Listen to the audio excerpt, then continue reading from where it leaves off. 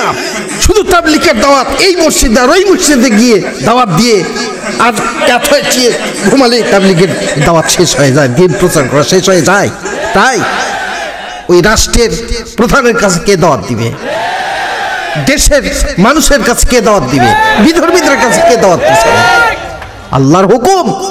এভাবে তাবলীগ প্রচার করে দ্বীনের দাওয়াত দিয়ে শেষ হয় না।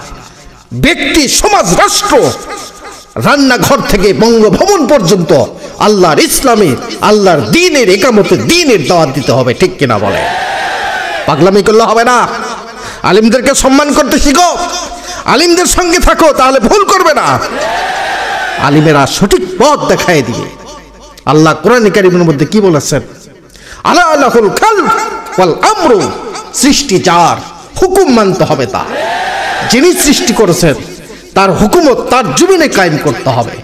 কাজেই মসজিদের ভিতরে শুধু নয়, বাহিরে, বঙ্গভবনে, ক্যান্টনমেন্টে, সংসদে, পার্লামেন্টে, অফিস, আদালত, সেক্রেটারিয়েট, ক্যান্টনমেন্ট, সর্বত্র আল্লাহর দ্বীনের দাওয়াত দিতে হবে। ঠিক কিনা বলে?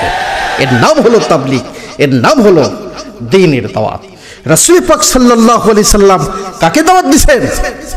আবু জাহেলকে, উতবাকে, সাইবাকে, আবু সুফিয়ানকে, যারা কাফের ছিল, মুশরিক ছিল, তাদের কাছে গিয়ে ইসলামের দ্বীনের দাওয়াত দিয়েছেন। এমনি এমনি রাসূলের শরীরে রক্ত ঝরে নাই, তাইফের ময়দানে, উহুদের ময়দানে দান্দার শাহাদত বরণ করেন নাই, রাসূলকে না খেয়ে থাকতে হয় নাই, রাসূলের সম্পূর্ণ শরীরের রক্ত, পায়ের স্যান্ডেল পূর্ণ হয়ে গেছে। এত সহজে ইসলাম আসে নাই, এত সহজে আমরা ইসলাম পাই নাই। এই দ্বীন, এই তাবলীগ থাকবে, আছে, ভবিষ্যতেও থাকবে। ঠিক কিনা বলে? আজকে আমাদের মাঝে মানুষ একটা কথা তুলে বেড়াচ্ছে, কেউ সাতপন্থী, কেউ জুবাইরপন্থী। আমরা আজকে ব্যক্তির পূজারি করতে শিখেছি, ব্যক্তির আনুগত্য করতে শিখেছি। কিন্তু আল্লাহ কি বলছেন? আতিউল্লাহ ওয়া আতিউর রাসূল, তোমরা আল্লাহর অনুগত্য করো, রাসূলের অনুগত্য করো। কোনো ব্যক্তির নয়, কোনো ব্যক্তির পূজারি করা চলবে না। আনুগত্য করতে হবে একমাত্র আল্লাহ রাব্বুল আলামিনের। কোনো পীরের নয়, কোনো দরবেশের নয়, কোনো আমিরের নয়, কোনো আলিমের নয়। আনুগত্য করতে হবে আল্লাহ এবং আল্লাহ রাসূলের। ঠিক কিনা বলেন? ভাইরা আমার, আসল কথা বললে বন্ধু বেজার হয়ে যায়। আমি হক কথা বলি, যার জন্য আমাকে মানুষ খুব কমই দেখতে পারে। আমরা ব্যক্তির পূজারি কেন করতে যাব?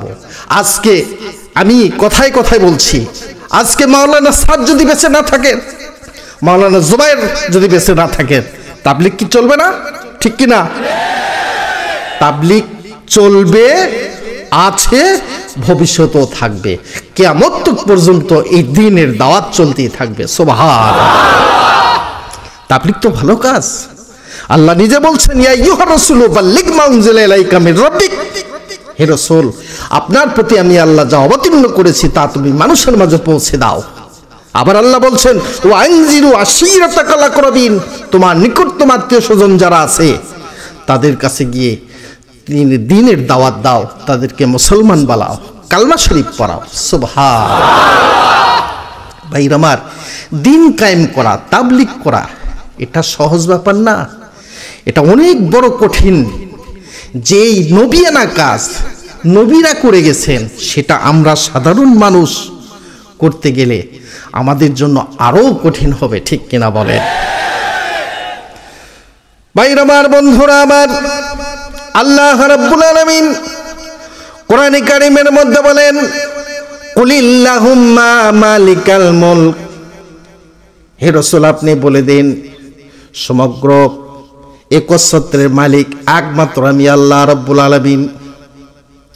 সেই যুগের মানুষেরা আল্লাহ রাব্বুল আলামিনকে বিশ্বাস করত, আল্লাহ পাকের উপর ভরসা রাখত। তারা কথায় কথায় আলহামদুলিল্লাহ বলতো, কাবা ঘরের সম্মান করত, কাবা ঘরের সম্মান করে বাহিরে ব্যবসা বাণিজ্যে গেলে তারা সম্মান পেত। কিন্তু প্রকৃতপক্ষে তারা ঈমানদার ছিল না। ঠিক কিনা বলে? প্রকৃতপক্ষে তারা ঈমানদার ছিল না। ঈমানওয়ালা হওয়া ভিন্ন কাজ। সেটা কিভাবে? একমাত্র ব্যক্তি, সমাজ, রাষ্ট্র দিক থেকে যদি আল্লাহ রসুলের প্রতি আমরা ঈমান রাখি, বিশ্বাস করি, সেই কথাকে আমরা স্বীকৃতি দিতে পারি, তাহলে আমরা ঈমানদার হতে পারবো। সুবহানাল্লাহ। তাহলে দিন, এই নবিয়ানা কাজ, এই দ্বীনের তাবলীগের কাজ আমি আপনি একা করি না। পূর্বের যুগে যত নবী রাসূল পৃথিবীতে এসেছিলেন সকলেই করে গেছেন। শারআ লাকুম মিনাদ-দীনি মা ওয়াসসা বিহি নূহা ওয়াল্লাযী আওহাইনা ইলাইকা وما وصى به إبراهيم وموسى وعيسى أن أقيموا الدين ولا تتفرقوا فيه। আল্লাহ বলছেন শারআ লাকুম মিনাদ-দীন, আমি তোমাদের উপর নির্দিষ্ট করে দিয়েছি আমার দিন, আমার হুকুমত আল্লাহর জমিনে কায়েম করো। এই দায়িত্ব হে রাসূল শুধু আমি আপনাকে দেই নাই, ইব্রাহিম আলাইহিস সালামকে দিয়েছি, হযরত মূসা আলাইহিস সালামকে দিয়েছি, হযরত ঈসা আলাইহিস সালামকে দিয়েছি। তারা কি করেছেন? আন আকিমুদ্দিন, আগে সর্বপ্রথম দিন প্রতিষ্ঠিত করেছেন। সুবহানাল্লাহ।